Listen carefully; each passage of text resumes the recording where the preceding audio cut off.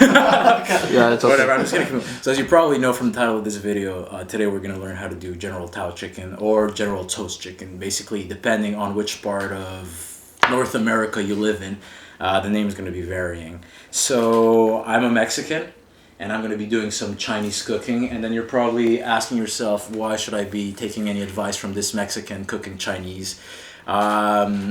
Actually, you know, I've grown up with quite a few Chinese friends, and if there's something that I find that both our cultures have in common is that a lot of who we are, a lot of our self-expression, a lot of our feelings get expressed in dishes. A disproportionate amount of our culture can be expressed through food. And I mean, we grew up running around the kitchen, and very early on, I've never met a Chinese who doesn't know how to cook. And I've yet to meet a Mexican who doesn't know how to cook at least a little bit. And usually if they tell you that they don't know how to cook is because they probably cook already better than you anyways. Okay, so General Tao chicken is really as Italian as a New York pizza or as Mexican as the hard shell taco. Which means it's not a really original recipe. You know, most people who are used to eating that when they go to China, then they can't find it, and they're wondering, this is not. They'll go to China and they'll say, well, this is not real Chinese cooking. And the same way that a lot of Americans will go to Mexico and then they'll be like, oh my God, this is not Mexican food. You know, where's the Mexican food? Anyways, so it's a very North American dish, and it's made to satisfy the North American palate, but it's still pretty fun, and it's usually a very big hit, and people like it very much. So this is what we're going to do today, and then that's it. The recipe that we're going to do, the ingredients that we need, most of you probably already have them. Multi-purpose flour, oil, what else? Some ginger, some garlic, green onions, vinegar, sugar, and I think that's pretty much it. If I forget soy sauce, if I forget about something, then we can add it later. The two things that I suspect most of you won't probably have in hand is going to be the chicken breast and the hoisin sauce, and these are the two staples of what we're going to do today, so we're just going to go and get them at the grocery store. So let's go.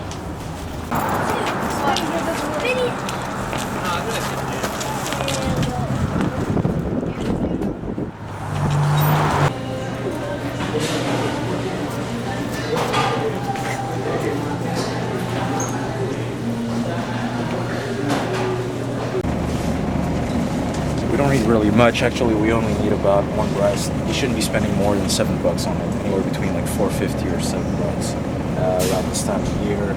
I'd say this size is just about enough, and that's it. We got our chicken breast, and then usually you just go down to the Chinese section of your grocery store, and then we go get the hoisin sauce.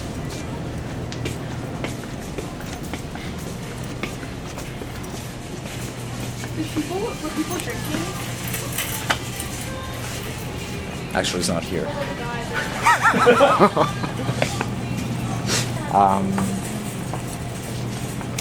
Okay, so here, sun sauce, what is in, $2.50, sounds about right. And got our two things. Assuming you got everything else at home, that's it. So. All right, let's get it.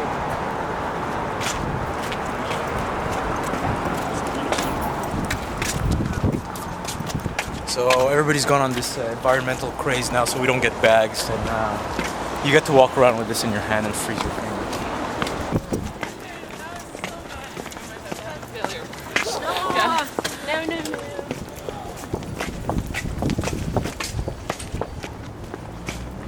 A low intensity sport. I don't know. I have fencing classes in the morning, and I don't really sweat a lot. And I've worn this a couple of times, so this is good. The recipe is divided into three parts. First part, we're gonna cut up the garlic, the green onions, and the ginger. We're gonna put it aside. Second part, we're gonna prepare the sauce, and we're gonna put it aside. Third part, we're gonna prepare the chicken. We're gonna deep fry it, and then then you'll see what happens. And that's it. Okay, green onions, garlic, ginger. Pretty simple. Part number one. We're just gonna cut up the green onions here. Put inside.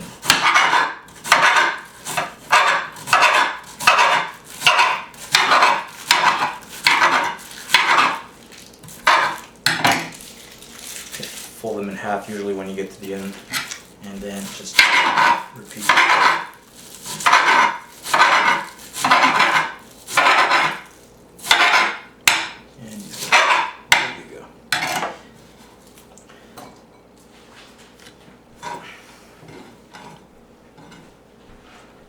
There's a small comment I want to make about the garlic and the ginger. Some people, they like to basically cut the garlic and the ginger just when they're about to toss it in the oil. Girls, if you see a guy doing that, basically you can tell yourself that he doesn't really know what he's doing and he's just doing it for show. When you get to cut the garlic, actually, you expose it in air, and there's an oxidation process which begins, and then the full flavor is released. If you actually cut it, then you create a lot of surface area, and air comes in contact with it, and then it really goes and releases all the flavor of the garlic. So usually, you want to be doing this, if you're going to do a stir fry, you want to be doing this at the very beginning.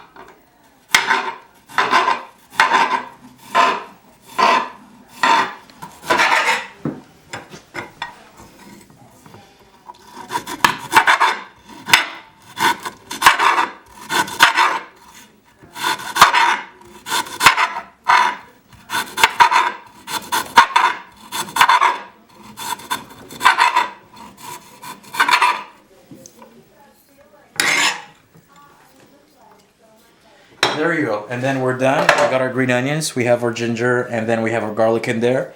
And as I said, now it's all cut. It's going to react a little bit with air. All the flavor is going to come out, and then we can go and do other things in the meanwhile. We're just going to set it aside. It's okay, it's okay. All right, so now we're going to prepare the sauce. And the first thing that I did is I had some chicken broth from a can. And then they say usually add 1 portion of water. So I already did, and it should be, the overall thing should be about 1/4 of a cup or half a cup. Anywhere in between, it's okay. So this is the first part. Second part, we're gonna add sugar. And once you do this a couple of times, it's really gonna depend how sweet you want it. Usually I'd recommend, actually this is a small spoon, but whatever. Here we go, 1, 2, 3, 4, and 5. If you want it more sweet, the second time you can here 6. you can put more. And a little bit of soy sauce. I'd say about 2 tablespoons or 1 tablespoon. That looks about right. And some vinegar. Actually, we didn't have just the white vinegar. Usually use white vinegar. We got balsamic vinegar here, but anyways, I'll just add a bit more color. And there you go. You got your vinegar in there. Add some oil. Oh yeah, and some oil here. And there you go. This looks like how you dip your bread, but it's not that. And then our famous hoisin sauce. So we're gonna go, and this is really gonna give it the taste and the sweetness along with the sugar, but the distinctive taste of the Tao chicken is that. I calculate anywhere between 2 and I'd say about 2 and 3 tablespoons, but it's really, like I said, after you can pretty much do it as you like. Then the second part is done. So you got this, and then you have your, so this is part 1, part 2, you've done this, and then now we can move on to the chicken. And then you just let these two on the side for now. Okay, so 2 things about the cutting chicken. You don't want it to be too big, because then you're gonna batter it up, and when you're gonna deep fry, what might end up happening is that you're gonna burn the outside, and then the inside will still not be cooked. And usually you want to get a small portion, as small size as possible, not too small obviously, because then you're gonna have a hard time finding it in the burning oil. You see, this is a little too small. I'd say probably size like this. Really, the chicken, you can stretch it in this situation. If you have more guests than you thought you were going to, you can make the portion smaller. More batter is going to go in there, and then you're going to end up with more pieces, and you can technically feed more people. If you're just doing it for yourself, some other pieces. My one recommendation, though, is you try to make them as even as possible, so that you don't have to worry about cooking times and things like that. If you're happy, you cook. If you're sad, you cook.